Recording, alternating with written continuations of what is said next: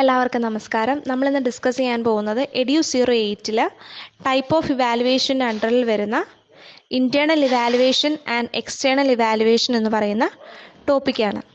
അപ്പോൾ നമുക്ക് internal evaluation എന്താണെന്ന് നോക്കാം. പഠിക്കുന്ന സ്ഥാപനത്തിൽ അല്ലെങ്കിൽ പഠിപ്പിക്കുന്ന അധ്യാപകൻ ഒരു കുട്ടിക്ക് വേണ്ടി നടത്തുന്ന പരീക്ഷയാണ് ഇൻറ്റേർണൽ എക്സാമിനേഷൻ എന്ന് പറയുന്നത്. ആ ഇൻറ്റേർണൽ എക്സാമിനേഷന് കുട്ടി വാങ്ങുന്ന മാർക്കാണെന്ത് ഇൻറ്റേർണൽ മാർക്ക് എന്ന് പറയുന്നത്.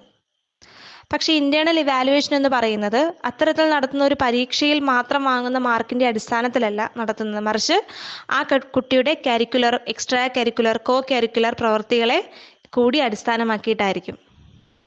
അപ്പം എഡ്യൂക്കേഷൻ ഇൻസ്റ്റിറ്റ്യൂഷൻ്റെ അകത്ത് നിൽക്കുന്ന ഒരു വിലയിരുത്തലാണെന്ത് ഇൻറ്റേർണൽ ഇവാലുവേഷൻ എന്ന് പറയുന്നത്.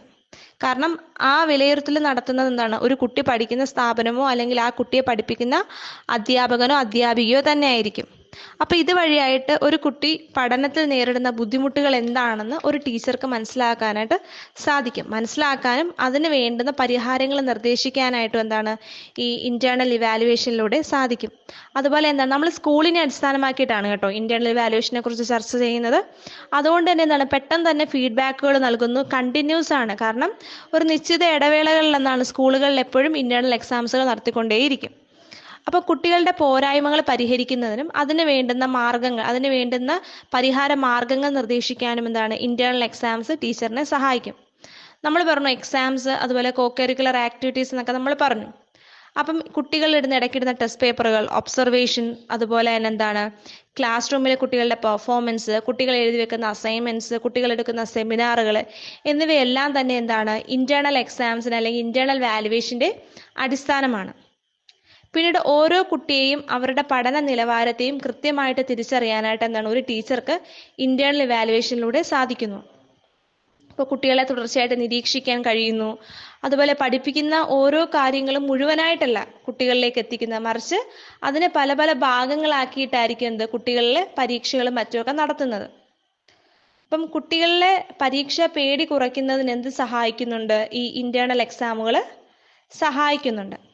പക്ഷെ അതേസമയം ഈ ഇൻറ്റേർണൽ എക്സാമിന് ചില പോരായ്മകളുണ്ട്. കാരണം അധ്യാപകരുടെ വ്യക്തിപരമായിട്ടുള്ള താല്പര്യങ്ങൾ ചിലപ്പോൾ ഇൻറ്റേർണൽ ഇവാലുവേഷനെ കടന്നുകൂടാനായിട്ട് സാധ്യതയുണ്ട്.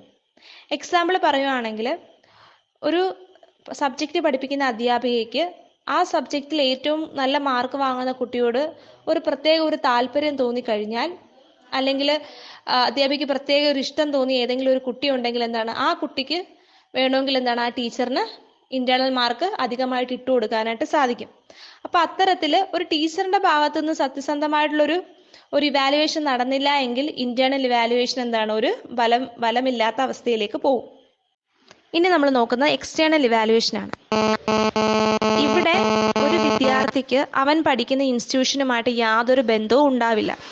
ഇവിടെ എക്സാംസ് കണ്ടക്ട് ചെയ്യുന്നതും റിസൾട്ട് പബ്ലിഷ് ചെയ്യുന്നതും ഒക്കെ തന്നെ ഒരു ബോർഡോ അല്ലെങ്കിൽ ഒരു യൂണിവേഴ്സിറ്റിയോ ആയിരിക്കും. അപ്പം ഇവിടെ ഒരു കുട്ടി ഇവാലുവേറ്റ് ചെയ്യുന്നതിൻ്റെ ടൂൾ എന്നത് ക്വസ്റ്റ്യൻ പേപ്പേഴ്സ് ആയിരിക്കും. പലതരത്തിലുള്ള എക്സാംസ് ആണ് ഇവിടെ കണ്ടക്ട് ചെയ്യുന്നത്. ഒന്നെങ്കിൽ റിട്ടൺ എക്സാം ആയിരിക്കും, പ്രാക്ടിക്കൽ എക്സാം ആയിരിക്കാം, അല്ലെങ്കിൽ ഓൺലൈൻ എക്സാംസ് ആയിരിക്കാം. അപ്പോൾ ഇവിടെ കുട്ടിയെ പുറമേ നിന്നാണ് വിലയിരുത്തുന്നത്. കുട്ടി എങ്ങനെ പഠിച്ചു, എങ്ങനെ മാർക്ക് വാങ്ങിച്ചു എന്നതിന് ഇമ്പോർട്ടൻസ് ഇല്ല. ആ അവസാനത്തെ അല്ലെങ്കിൽ ആ കണ്ടക്ട് ചെയ്യുന്ന എക്സാമിൽ കുട്ടി വാങ്ങുന്ന മാർക്കിൻ്റെ അടിസ്ഥാനത്തിലായിരിക്കും കുട്ടിയെ ഇവിടെ ഇവാലുവേറ്റ് ചെയ്യുന്നത്. ഈ എക്സാമിൻ്റെ അവസാനം സർട്ടിഫിക്കറ്റുകൾ പ്രൊവൈഡ് ചെയ്യുന്നുണ്ട്, നൽകുന്നുണ്ട്. ആ സർട്ടിഫിക്കറ്റിനെ ബേസ് ചെയ്തിട്ടായിരിക്കും ഒരു കുട്ടിക്ക് ഭാവിയിൽ ജോലി ലഭിക്കുന്നതും അതുപോലെ ഉന്നത പഠനങ്ങൾക്ക് പോകുന്നതുമെല്ലാം. അപ്പോൾ കൃത്യമായ ഒരു സമയപരിധിക്കുള്ളിൽ സീരിയസ് ആയിട്ടായിരിക്കും കുട്ടികളെ എക്സ്റ്റേണൽ ഇവാലുവേഷൻ അല്ലെങ്കിൽ എക്സ്റ്റേണലായിട്ട് നടക്കുന്ന പരീക്ഷകളെ നോക്കിക്കാണുന്നത്. അപ്പോൾ ഇവിടെ കുട്ടിയുടെ നേട്ടത്തിന് മാത്രമാണ് പ്രാധാന്യം, മീൻസ് ലെവൽ ഓഫ് അച്ചീവ്മെൻറ്റിന് മാത്രമാണ് ഇമ്പോർട്ടൻസ്. അതിലേക്ക് എങ്ങനെ എത്തി എന്നുള്ളതിന് ഇമ്പോർട്ടൻസ് ഒരിക്കലും ഇല്ല. പിന്നെ കരിക്കുലർ അടിസ്ഥാനത്തിൽ മാത്രമായിരിക്കും ഇവിടെ ഇവാലുവേഷൻ നടക്കുന്നത്. ഇവിടെ മെയിനായിട്ട് ഓർത്തിരിക്കേണ്ട കാര്യം ക്വസ്റ്റ്യൻ പേപ്പറാണ് ടൂളായിട്ട് യൂസ് ചെയ്യുന്നത്. ഒരു ബോർഡോ അല്ലെങ്കിൽ ഒരു യൂണിവേഴ്സിറ്റിയോ ആയിരിക്കും എക്സ്റ്റേണൽ ഇവാലുവേഷൻ കണ്ടക്ട് ചെയ്യുന്നത്. എന്നാൽ ഇൻറ്റേർണൽ ഇവാലുവേഷൻ കണ്ടക്ട് ചെയ്യുന്നത് ഒരു ഇൻസ്റ്റിറ്റ്യൂഷനോ അല്ലെങ്കിൽ ആ ഇൻസ്റ്റിറ്റ്യൂഷനിൽ ഒരു കുട്ടിയെ പഠിപ്പിക്കുന്ന അധ്യാപികയോ തന്നെയായിരിക്കും. ഇത് നമ്മൾ ഡിസ്കസ് ചെയ്ത ഇൻറ്റേർണൽ ഇവാലുവേഷനും എക്സ്റ്റേണൽ ഇവാലുവേഷനും എല്ലാവർക്കും മനസ്സിലായെന്ന് കരുതുന്നു. നമുക്ക് അടുത്ത വീഡിയോയിൽ കാണാം. Thank you.